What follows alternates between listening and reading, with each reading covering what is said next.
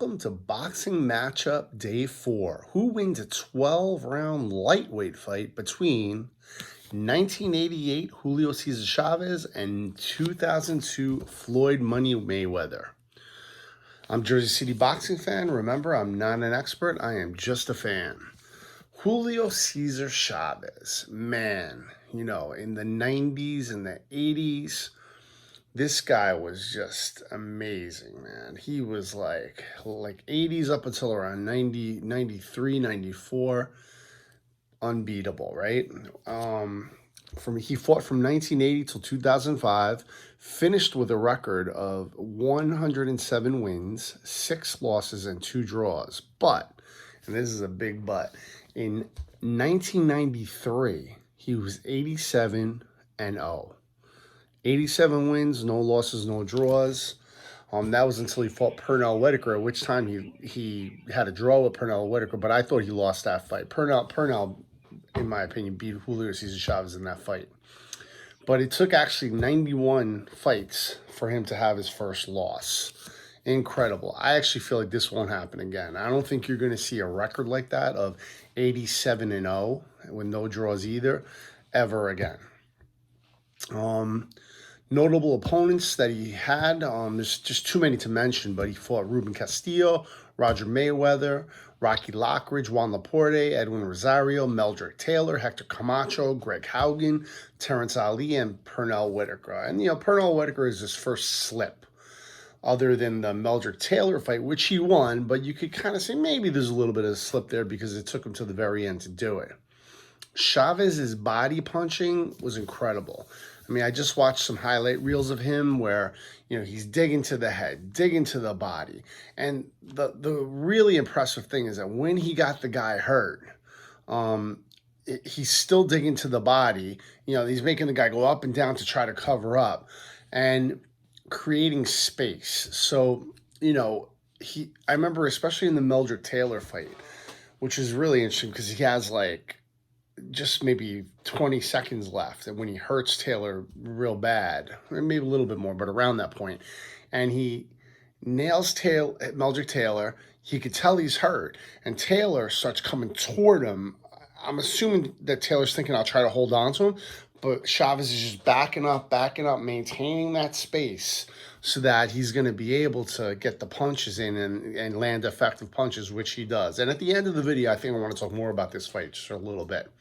Balance, man. If you watch Julio Cesar Chavez fight, he looks like he has just balance, perfect balance all the time. He never looks off balance. He's just throwing punches, and he did get hit though. That's one thing about him. If you watch the fights, he's getting hit.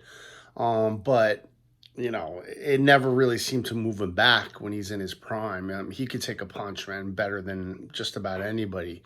He was getting hit with a ton of punches by big punchers, and he just keep moving forward. I'm going to try to show a little clip from Roger Mayweather later where he talks about Julio Cesar Chavez's chin, as well as how he thought Chavez would do against his nephew, Floyd. Non-stop pressure from Julio Cesar Chavez, just non-stop. He's constantly coming forward. The opponent could never, ever, ever take a break. Floyd Mayweather Jr. What could we say about him, man? He finished 50-0. I mean, retired undefeated. There's not many who could say that. You had Rocky Marciano who did it. You had Joe Calzaghe who did it, but there's some others too, but not many. To be honest, Floyd Mayweather is a bit of a blind spot for me. I know he fought since 96, and he had a few retirements along the way, but I didn't watch him. I watched enough of his fights, but I didn't follow every fight. So I had to do a lot of homework kind of for this portion of Floyd Mayweather. People he fought. I mean, the list is just incredible. I mean, if you run down this list, they're all top-notch people. You got Genaro Hernandez, Angel Manfredi, Diego Corrales, Jesus Chavez, Jose Luis Castillo, DeMarcus Corley, Arturo Gatti, Sharmba Mitchell, Zab Judah, Oscar De La Hoya, Ricky Hatton, Juan Manuel Marquez, Shane Mosley, Miguel Cotto, Canelo Alvarez, Marcus Maidana, Manny Pacquiao, Andre Berto, Conor McGregor. I mean, what a list.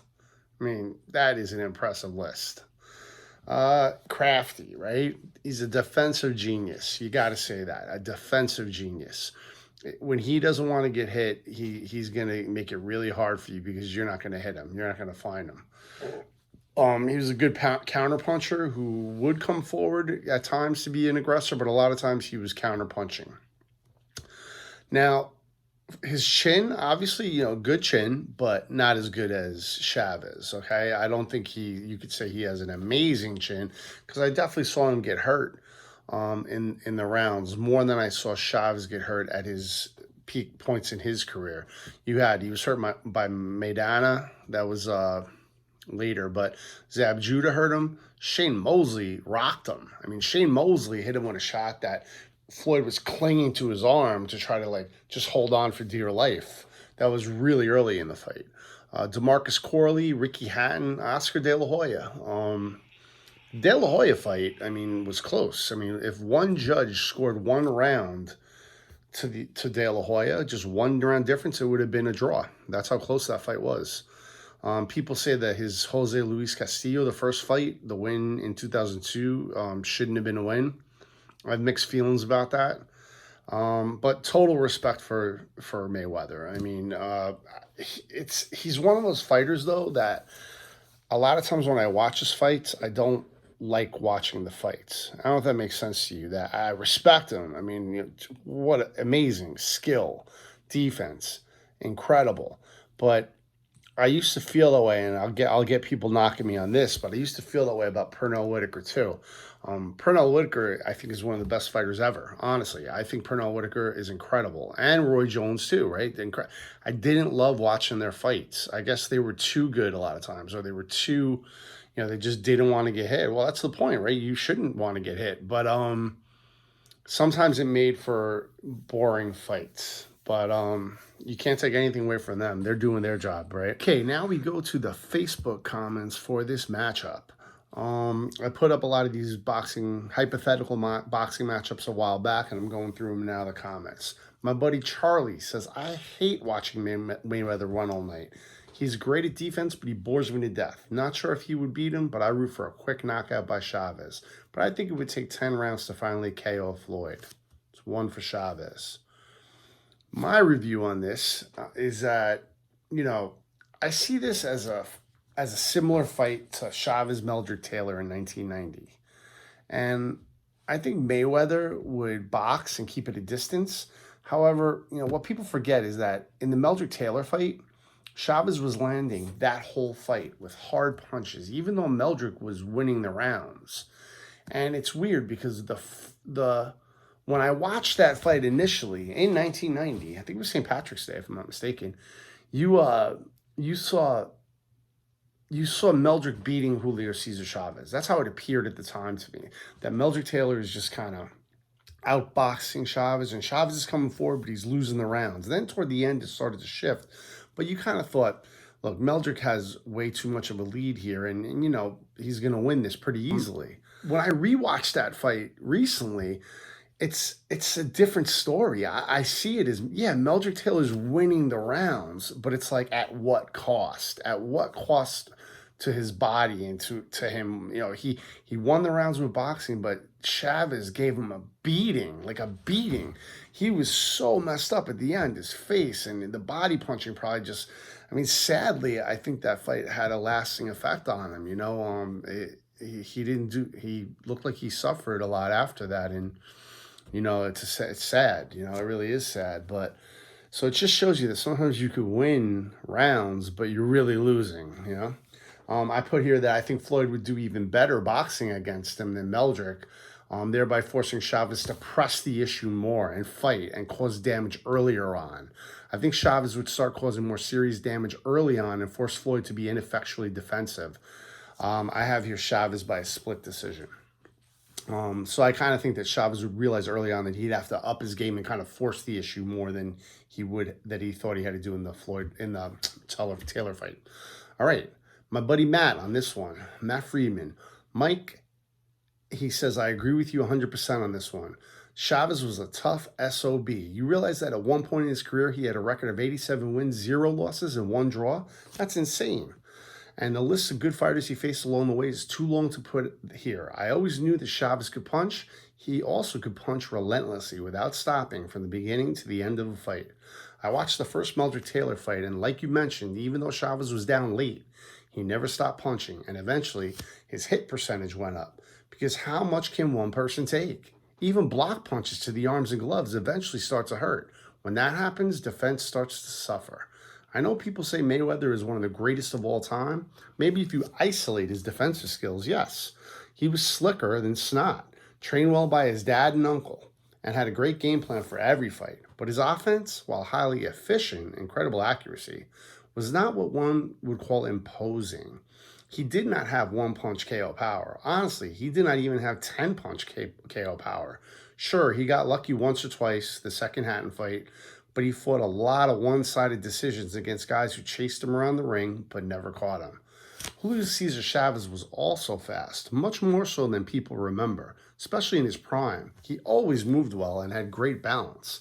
He was also quite capable defensively, although he did cut easily.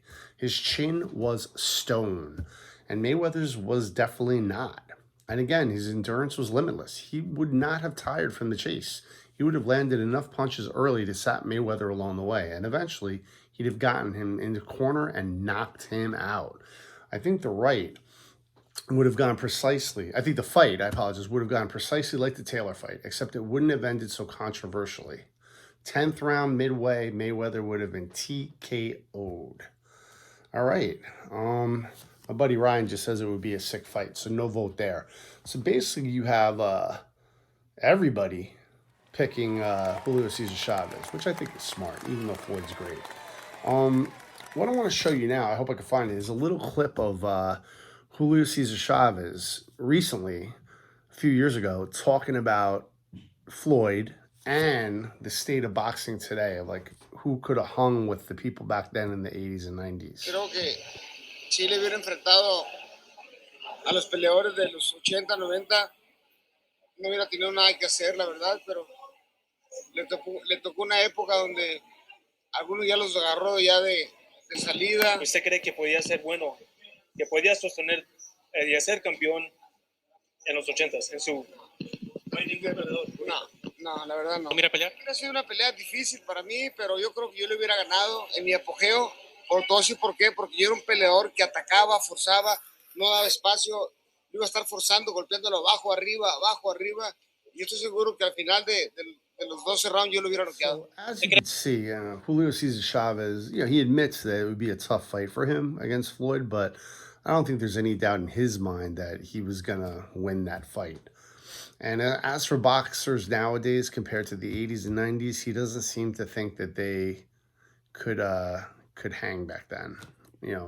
People say that a lot. A lot of previous generations think the new fighters aren't what they were, so take it how you will. But I don't think anyone in their prime beats Chavez. I don't think anyone beats Chavez when he's in his prime, I should say. All right, so I found a cool clip of Roger Mayweather talking about his nephew and Julio Cesar Chavez as well, and it's pretty cool. I knocked out all the rest of the motherfuckers, but that motherfucker just, you could take it. For whatever reason, you could take it. Because you did hit him, though. You got some shots in. He already told me, he said, the second time I hit him, boom, he was gone, but the motherfucker, he stood up. I said, you should have told me. So, do you have respect? Do you have respect for him after the fight? Like, did you guys talk? Oh, yeah. Well, even I had respect for him, even after the first time he beat me. I said, this motherfucker got. And that's what, when I'm fighting him, I said, this motherfucker take it, because most of them couldn't take it. If a fighter was he, how would he do in today's era? Chavez, if he was in his prime today, how would he do? Chavez would give a motherfucker problem today, just like he gave motherfucker me problems. Remember, he fought the best motherfuckers in the world. Yeah. So I couldn't see nobody today that he would give a problem to. Really? What if he fought your nephew, like pound for pound? It don't matter what he fought my nephew. Be a tough one. It's gonna be a tough fight too. Gotcha. Listen, remember, the motherfucker fought with it.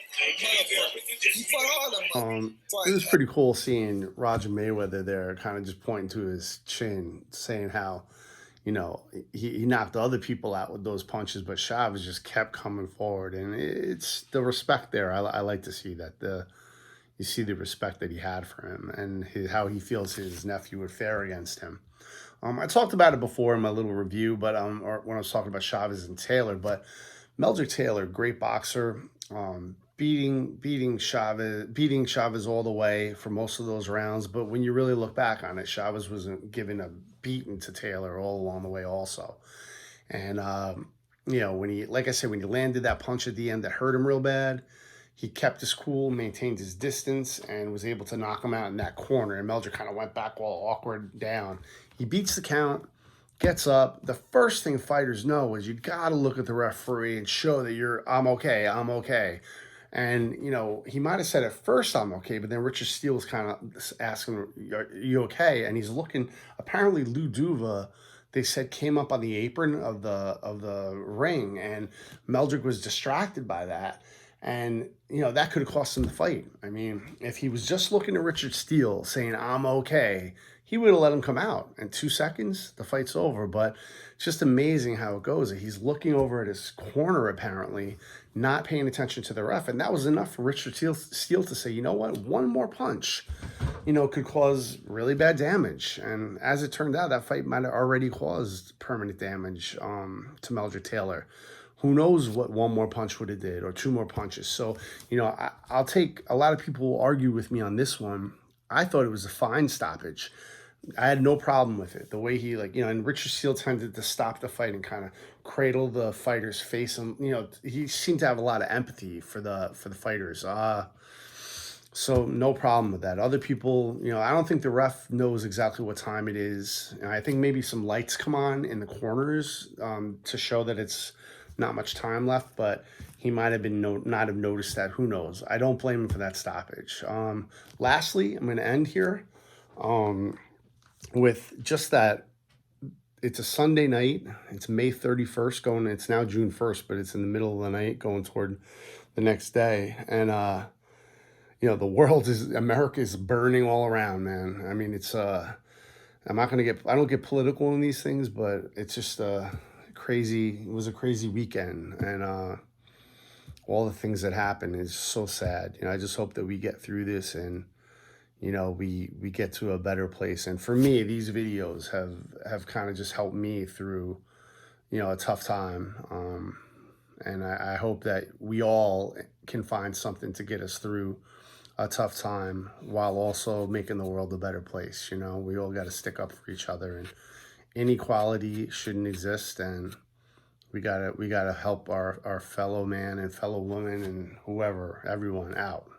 All right, sorry about that little soapbox.